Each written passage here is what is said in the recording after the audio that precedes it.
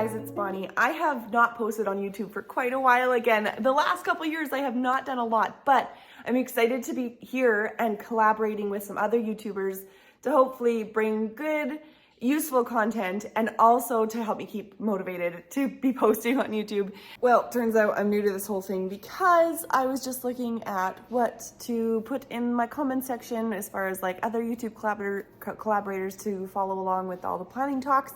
And I mixed up the dates. So I'm gonna post this, but I'm late. I will go and grab the list of other YouTubers who are talking about planning in August. So, little edit, sorry guys. And to do these chats, because I actually really love this.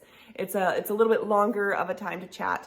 If you're new here, I'm a second-gen homeschool mom. I'm a farmer's wife / pilot's wife / industrial mechanic's wife. My husband does a lot of things.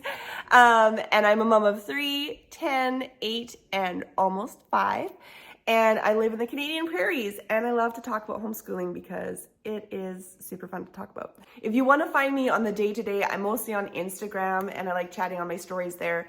But I don't usually get to talk as long on Instagram stories as I do on YouTube, so this is gonna be fun.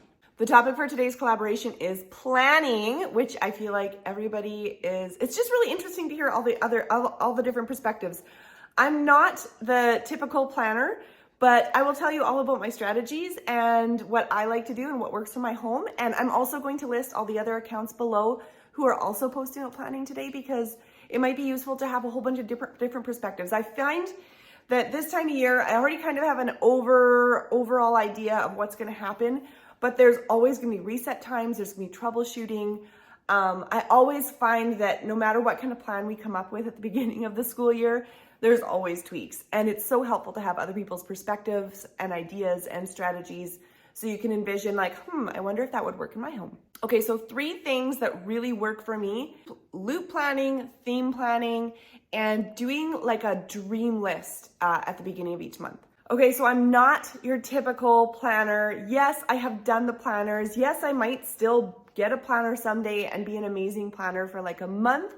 And then I always seem to just fall off the bandwagon. I don't do well with the day-to-day, here's today's list, tomorrow's is planned out, the next day's is planned out. Because for me, what happens is if I'm really productive on a day and I get through the list, I stop because my list is done, even though I might have some extra time, or I get behind and we miss something and now the next day is already planned out and doesn't have room for the leftovers from the day before.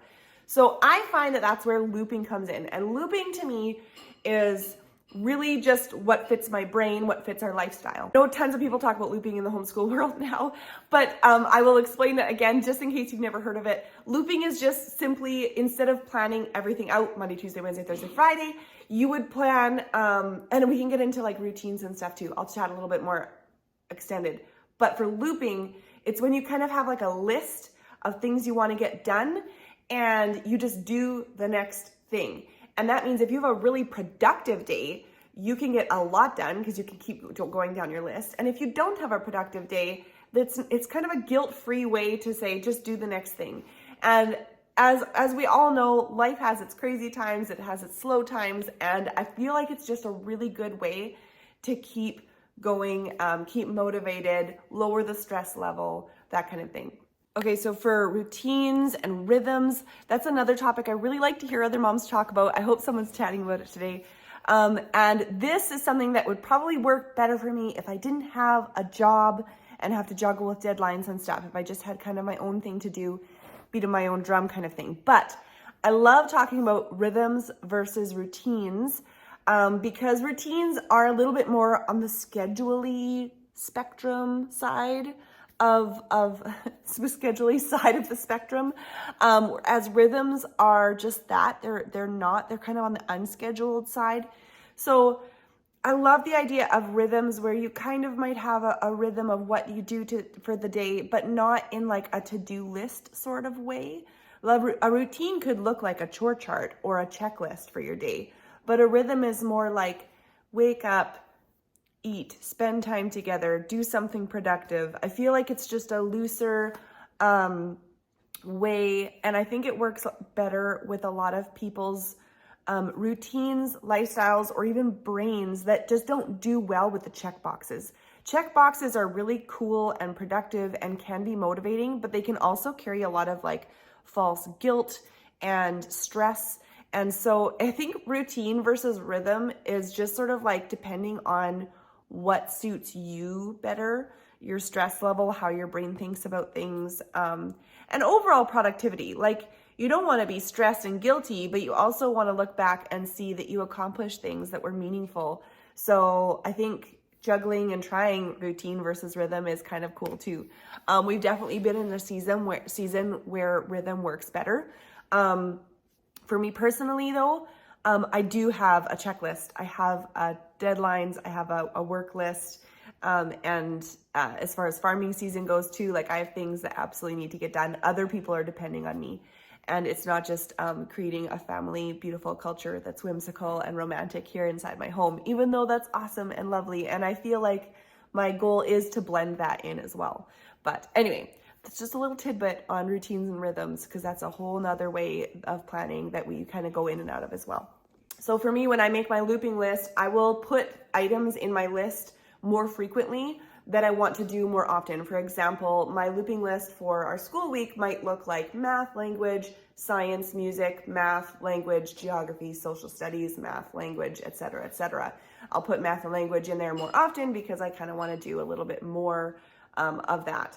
So the second thing I mentioned was theme studies. This is something that I really, really liked from, what's the company called? I think it's called Exploring Nature with Children. It's like a curriculum where they lay out all of your year in weeks, and you have themed nature discoveries and art studies and poetry to go along with those themes that go with the year. So you're going to be learning about fall things in fall and spring things in spring and that kind of thing. The only thing is, I feel like it was probably made in like Florida or somewhere in the States that has a totally different climate than me. And so I kind of wanted to mimic that. And so last year I did these like theme planning sheets. What I do is I'll lay out my whole year in terms of like what is going on each month. What kind of birds are new and exciting? What kind of bugs? What kind of plant life? What kind of things are going on in the solar system or the stars and all that kind of stuff. And then I will have just that reference so that when I'm looking into all of my digital resources, or I'm seeing free printable packs and things like that. I have a huge digital library that I've been accumulating over the last few years from different bundles and freebies. And so I'll try to pull into those themes so that the learning in our home can be relevant. It's really fun to learn about stuff that maybe isn't relevant, that's totally across the world. That's really fun too. But there's something about learning about local ecology that really inspires me. And so my themed pages for especially science and nature is very much local, what's going on around us. And so that theme planning helps with that. And I also have sheets that are theme planning for like social studies and geography and things like that I can tie in. So after I get my nature like seasonal stuff laid out, I also try to think what kind of things would be cool to tie in to that. Like if we're going to be learning about rivers and salmon, maybe we learn about the gold rush and the impacts of that, or different things like that. So anyway, so I love to do that. And I really like the tie together, when you tie together subjects like social and science, or even language arts into that, and all those good fun things. The other thing that I started doing last year that I really liked is to take a page. I do sometimes make a pretty printable page, or you can just take a notebook page and do like a dream list for the month. So at the beginning of the month, I look at my theme plans and I just start writing. This is what I wish we would get done this month. If we had the most ideal month ever, these are all the things. I also take that opportunity to look at my printables, see what I have on hand. Maybe I bought something new. Maybe I got a new bundle and we're excited about something. Maybe the kids are excited about something this month, and I want to make sure that that gets on the list, that while their interest is there, we want to go through and learn about it. I try to make sure that I put like really whimsical stuff on that list. Try to make sure that we're hitting our poetry tea times and our art studies and some of those really lovely Charlotte Mason things, art and music and all the rest of it. So those are my three like kind of main homeschool strategies. On the day-to-day, I am a homeschool mom. I am a farmer's wife. We're in harvest season right now, which means I have a whole bunch more on my plate. My garden has to come in and get off. We had our first frost last night. So anyway, Lots to do around here. Plus, I am an illustrator. I work part-time for Sam from For the Love of Homeschooling, painting for their clubs. Plus, I make my own homeschooling units and family lessons, which I paint and write and research for. So I have a lot that is going on in my life as far as work and homeschool and home life, and it's a lot to juggle. And so there is a strategy that I started last year that I have kept, not every single day, but on days where I have a lot to manage and I really need to write something down. I did make some pretty pages that honestly I haven't even filled them out yet. This is a freebie that was on my site. I will list the freebie below after I show these to you guys, because if you want them, you can have them. This is how I plan, 2 pages. I don't want the big planner.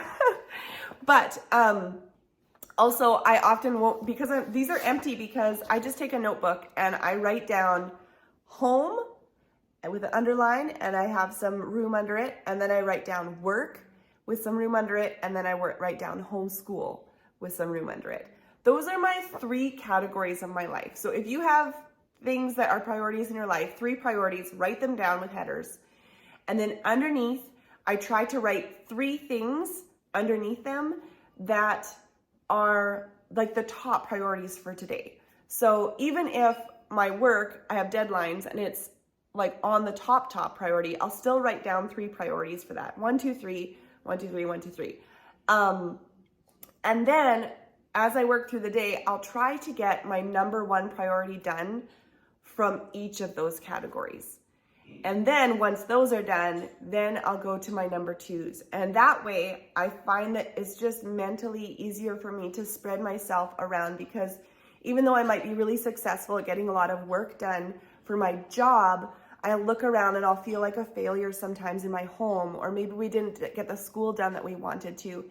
And so, or vice versa, maybe we had a great school day, but now I have to stay up till midnight or 1 in the morning painting because my deadlines were here and I didn't get those done. I just love what that strategy does. It really helps me focus through today. So here is my goal loop page. So here I have home life, work and projects, and then bonus time.